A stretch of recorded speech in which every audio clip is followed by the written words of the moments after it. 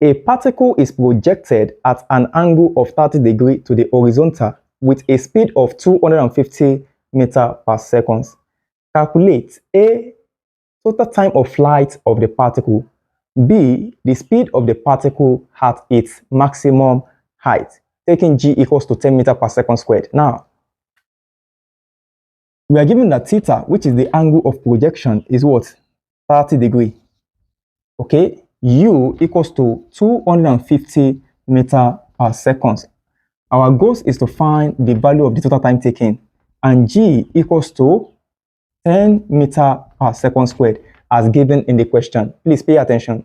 Recall that t equals to 2u sine theta all over g. Okay, so t equals to 2 multiplied by 250 sine theta is what? 30. So I'm going to have sine 30 degrees divided by 10. Okay, so here I'm going to have t equals to 2 times 250 is 500.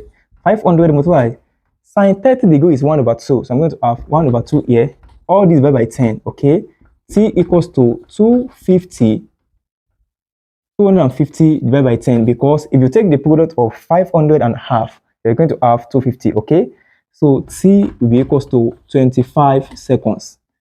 Now, since we've gotten the value of t as 25 seconds, the next question says we should calculate the speed of the projectile at the maximum height, that is the speed of the particle. Now, do you know that v is equals to the square root of ux squared plus uy squared? And I told you that at the maximum height, uy is what? 0. So we are going to be left with v equals to the square root of ux squared, because this is not 0. Do you understand? Okay, recall that ux is equals to the product of the initial velocity multiplied by the cos of the angle which the projectile, the theta, which is the angle which the projectile is projected with. Are you getting it?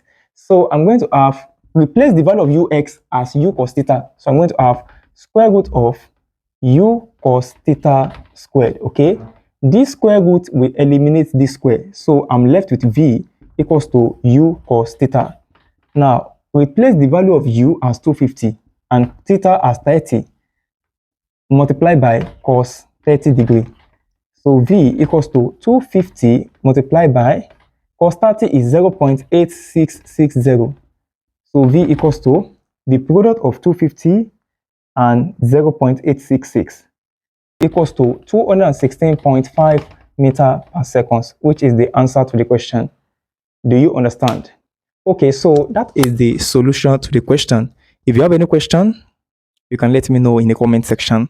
Also, if you want to learn more or you need more questions as touching this concept projectiles, you can just check the playlist on this channel. Okay, there are a series of questions you're going to encounter in the playlist. Okay, so thank you. See you in the next class. To watch the complete class, kindly click on the link in the description of this video or the comment section. Okay, see you in the next class.